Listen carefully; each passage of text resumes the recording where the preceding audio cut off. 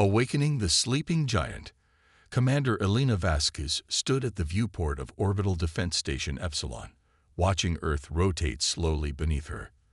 The blue-green planet looked peaceful from up here, its inhabitants blissfully unaware of the crisis unfolding in the distant reaches of human space. She brushed a strand of dark hair from her face, her reflection in the reinforced glass showing eyes that hadn't known proper sleep in days. "Commander, we've received the latest casualty reports from New Terra," Lieutenant Park said, his voice tight with controlled emotion as he handed her a data tablet. Elena scanned the numbers, her expression darkening. 8 million dead in the initial bombardment. Another 3 million missing. An entire colony, humanity's largest off-world settlement, reduced to ash and radiation in less than 6 hours. "The Zanari are pushing toward the Procyon system," Park continued. "Our defense fleet there is undermanned. They're requesting immediate reinforcements." Elena handed back the tablet. "Reinforcements we don't have, Lieutenant." That was the cruel joke of it all. For 3 centuries, humanity had honored the Galactic Council's military limitation treaty. Earth's defense forces were intentionally kept small, supposedly to promote peace among the stars. Meanwhile, the predatory Zanari Collective had secretly built up their forces, waiting for this moment. "What about the Council?" Park asked. "Surely they must intervene now." "The Council," Elena said, almost spitting the word, "has convened an emergency session to discuss the situation. They're forming a committee to investigate the attack." "A committee?" Park's face flushed with anger. "While our people are dying." Elena turned back to the viewport. "The Council believes in procedures, Lieutenant. Forms to be filed. Meetings to be scheduled. They've been at peace so long they've forgotten what war looks like." She paused. "Or perhaps they remember all too well, and they're content to let the Zanari do their dirty work." Her secure comm unit chimed, displaying the encrypted signature of the Earth Defense Council. "I need privacy, Lieutenant." After Park left, Elena activated the holographic projector. Admiral Chen appeared, his weathered face grim. "Commander Vasquez, the President has made a decision. I'm implementing Protocol Lazarus, effective immediately." Elena stiffened. "Sir, are you certain?" "Once we activate." "The Zanari have given us an ultimatum," Chen interrupted. "Complete surrender of all human territories, or they'll target Earth directly. They believe we're defenseless." "We are defenseless, sir," Elena replied. "Our entire defense fleet couldn't stop a determined Zanari assault." A thin smile appeared on Chen's face. "That's what they think too." He leaned forward. "Commander, you've been selected to command the first Phoenix vessel. Your security clearance is being upgraded now." Elena felt a chill run down her spine. Phoenix was just a rumor, a whispered myth among the highest echelons of the military. "Phoenix is real." "Very real," Chen replied.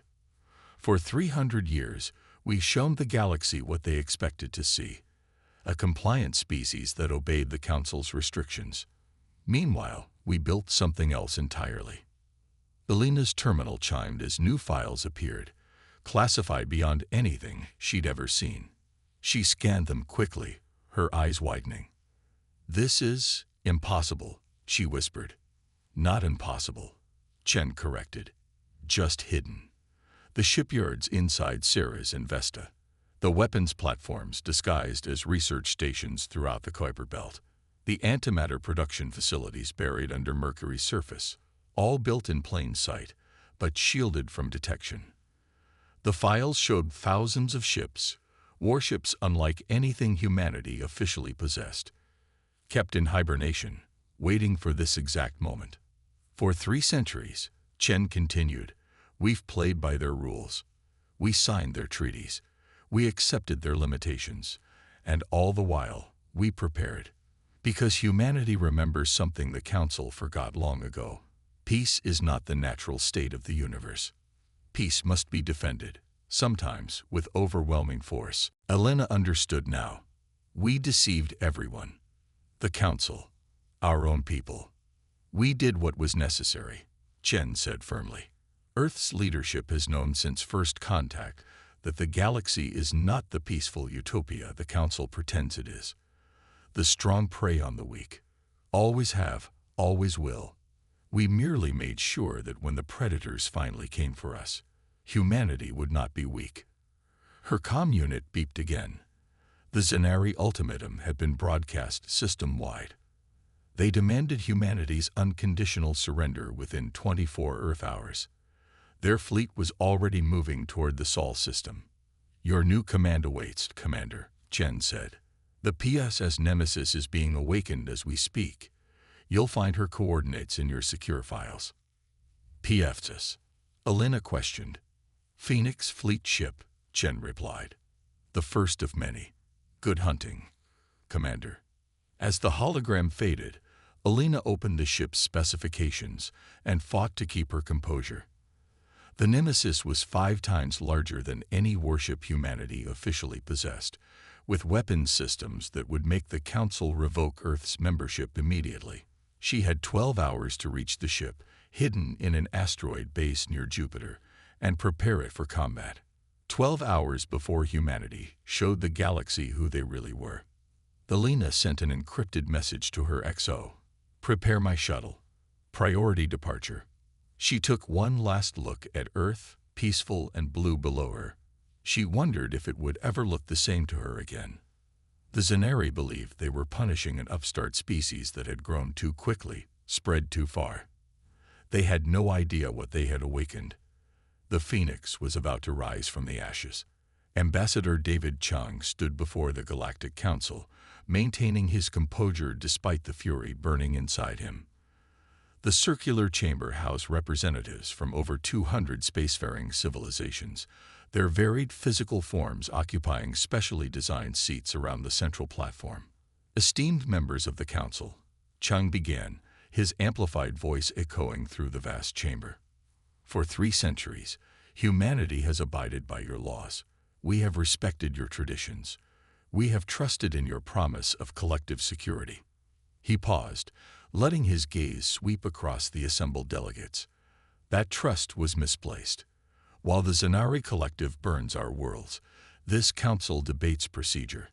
High Counselor Vexnar, a tall, willowy being from one of the founding species, leaned forward.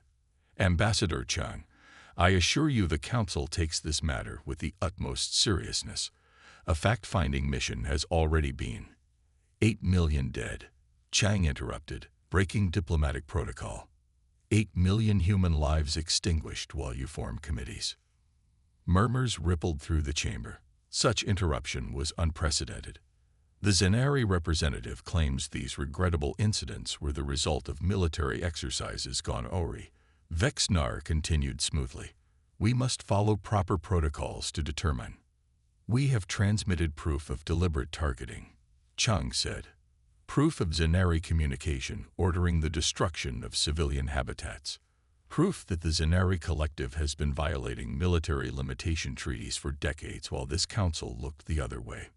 The Zenari representative, a reptilian being named Srespak, rose from his seat. These are slanderous accusations. The Collective regrets any loss of human life, but these incidents occurred because humans expanded into disputed territories after being warned repeatedly. There is no dispute, Chung said coldly. New Terra was established with full council approval 50 years ago.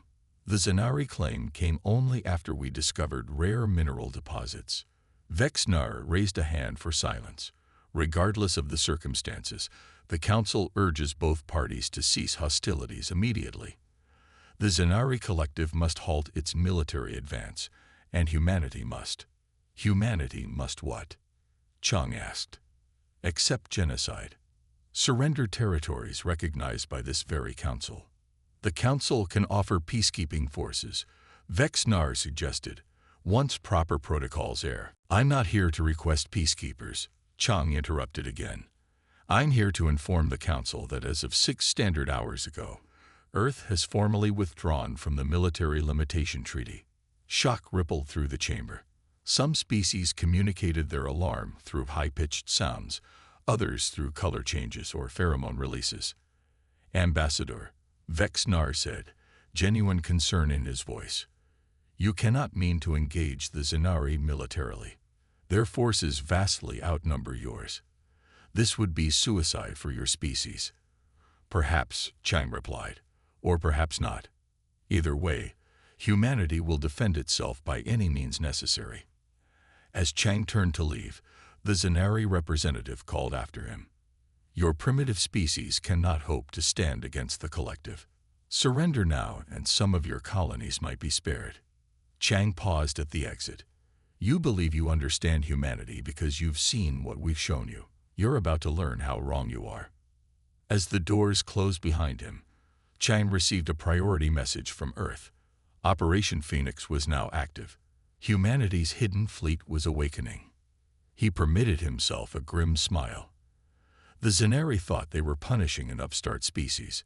Instead, they had awakened a sleeping giant, and the galaxy would never be the same. The Reckoning. High Admiral Krell of the Zenari Collective stood on the command deck of his flagship, the Inevitable Conquest, watching tactical displays with growing confusion. The human defense was not proceeding as intelligence had predicted. Their officially registered fleet of 200 vessels should have been no match for the Zenari battle group of 1,000 warships approaching Earth. Yet somehow, human ships were appearing everywhere, emerging from hidden bases in the asteroid belt, rising from gas giant moons, decloaking from positions where no ships should exist. And these weren't the small, lightly armed vessels permitted under Council treaties. These were massive warships bristling with weapons technologies the Zenari had never seen before. Impossible, Krall muttered, his scaled skin flushing dark green with rage. Where did these vessels come from? His tactical officer, Sev, looked up from his station with unconcealed alarm. Admiral, we're detecting antimatter signatures from these human vessels. Their weapons yield exceeds our defensive capabilities by a factor of 7. Antimatter weaponry is forbidden by Council law, Krall hissed. The humans signed the treaties. Evidently, Sev replied dryly, they did not intend to honor them. A new alert sounded, and the tactical display shifted to show a massive structure emerging from what had appeared to be a dormant research station orbiting Jupiter. The structure unfurled like a metallic flower, revealing the weapon array larger than some small moons. Incoming transmission from the human fleet, the communications officer announced. The main view screen activated, showing a human female in a black uniform unlike any Zenari intelligence had cataloged before. The insignia at her collar was unfamiliar, a stylized phoenix rising from flames. This is Commander Elena Vasquez of the Phoenix fleet ship Nemesis to Zenari forces. You have committed unprovoked acts of war against humanity. You have slaughtered innocent civilians. You have destroyed peaceful settlements. Krell stepped forward. Your species encroached on territories claimed by the collective. The Council. The Council has failed in its duty, Vasquez interrupted. And the Zenari have mistaken our restraint for weakness. That mistake ends today. The human's eyes were cold, determined. You have 1 hour to retreat beyond the Kuiper Belt. Any Zenari vessels remaining in the Sol system after that time will be destroyed. Krall laughed, a harsh, clicking sound. You think a few hidden ships can stand against the might of the collective. We have dominated this sector for millennia before your species learned to make fire. You dominated because the Council's founders feared true competition, Vasquez replied. They created rules designed to keep emerging species weak. We played along, until today. The transmission ended. Krell turned to his tactical officer, fury evident in his posture. Prepare all vessels for immediate attack. Target their largest ship first, the one called Nemesis. Let's show these primitives the cost of defiance. The Zenari fleet moved forward in perfect formation, weapons charging. At precisely the 1 hour mark, they opened fire on the human vessels. What followed would later be called the 6 Minutes War in galactic historical records. The Zenari weapons, impressive by Council standards, splashed harmlessly against advanced energy shields that shouldn't have existed. The human counterattack was devastating, precise, and merciless. Antimatter torpedoes bypassed Zenari defenses as if they weren't there. Graviton beams tore ships apart from the inside out. A targeted quantum field collapsed the space-time around the Zenari flagship, causing it to implode. Admiral Krall watched in horror as his magnificent fleet was reduced to scattered debris in less than 6 minutes. His last conscious thought before the inevitable conquest collapsed around him was a simple one. We have made a terrible mistake. The emergency session of the Galactic Council was the most well-attended in recorded history. Representatives from all spacefaring civilizations crowded the chamber, an atmosphere of fear permeating the proceedings. High Counselor Vexnar called for order as Ambassador Chang took the central platform. The human appeared calm, but there was a new steel in his posture, a confidence that hadn't been there before. Esteemed counselors, Chang began, 3 days ago, I informed this body that Earth had withdrawn from the Military Limitation Treaty. Today, I come with a message from Earth's unified government. He activated a holographic display showing the remains of the Zenari fleet scattered across the Sol system. The Zenari collective chose war. We delivered consequences. The Zenari representative was conspicuously absent. Unconfirmed reports suggested the entire Zenari High Command had been eliminated in a precision strike that somehow left civilian centers untouched. For 3 centuries, Chang continued, humanity honored the letter of your laws while preparing for this day. While showing you compliant colonies and symbolic defense forces, we built something else in the shadows. Because history taught us a lesson you seem to have forgotten. Peace through weakness is no peace at all. Vexnar stood, visibly shaken. Ambassador, what humanity has done is unprecedented. These hidden military installations, these forbidden weapons, they violate the very foundation of galactic cooperation. No, Chang replied firmly. What the Zenari did to Nuterra, that violated the foundation of galactic cooperation. Your failure to act, that violated it. Humanity simply recognized the truth. In this galaxy, you are only as safe as you are strong. Another council member, a crystalline being named Sinvox, spoke up. The council demands immediate access to all human military installations for inspection and decommissioning. These weapons must be. The council demands nothing from Earth, Chang interrupted. Those days are over. He activated another holographic display, showing hundreds of human warships emerging throughout council space, near trade hubs, along strategic routes, beside key worlds. What is the meaning of this? Vexnar asked, genuine fear in his voice. Insurance, Chang replied. The Phoenix network isn't limited to Sol. We've been building throughout council space for centuries, hiding in plain sight while you underestimated us. The chamber erupted in panic. Some representatives were already calling for immediate military response. Others were frantically communicating with their homeworlds. Chang raised his hands for silence. Humanity does not seek war or domination. We never have. But neither will we accept the role you assigned us, that of a subservient, limited species bound by rules you yourselves ignore when convenient. He looked around the chamber, meeting the eyes of various representatives. A new proposal has been transmitted to your governments.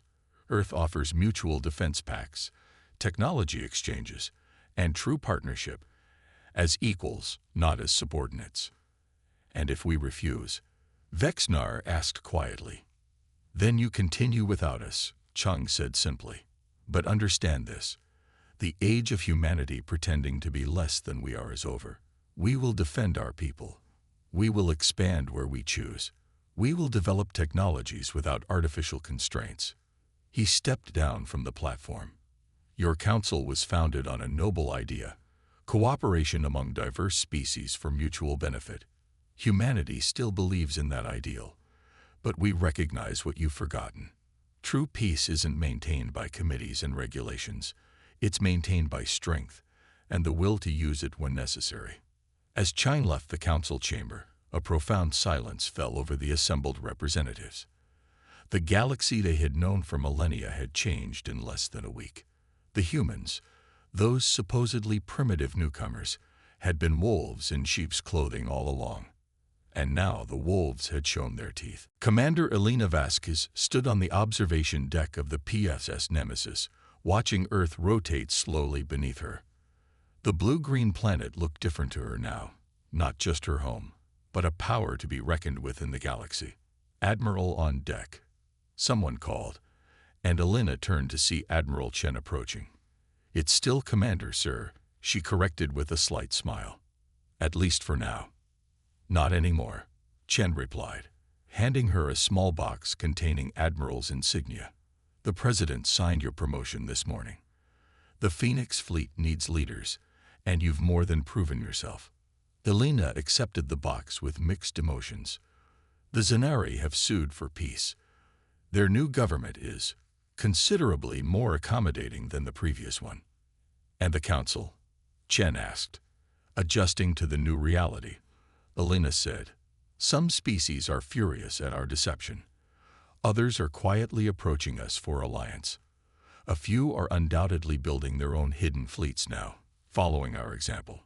She turned back to the viewport. "We've changed everything, haven't we? 3 centuries of peace, broken because we revealed what we really are." Chen stood beside her, watching Earth. The peace was already broken. "Admiral, the Zenari proved that. We just refused to be the victims." He paused. "Humanity has always been of two minds about our place in the universe. Part of us yearns for peace, for cooperation. Another part knows that in a dangerous galaxy, the unwary don't survive.